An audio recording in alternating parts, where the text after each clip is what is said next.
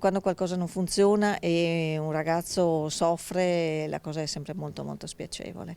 Io spero che si riesca in qualche modo a tornare ad avere un clima sereno in quella classe.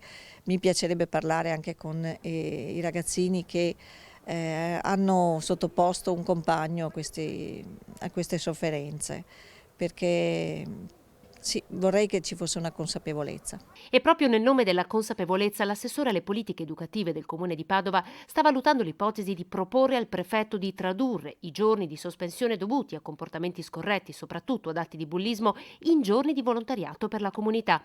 Una scelta forte verso la quale l'amministrazione potrebbe virare dopo l'ennesimo caso di bullismo nelle scuole di Padova.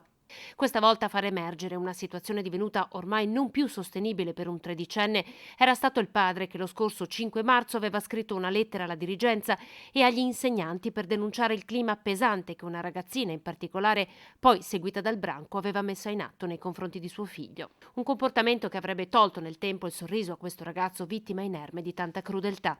Non ti vergogni di respirare, tua madre è felice di averti avuto. Queste alcune delle frasi che a lui venivano rivolte. Ai diversi allarmi lanciati dalla famiglia, secondo il padre, però non sarebbe mai corrisposto un intervento da parte della scuola.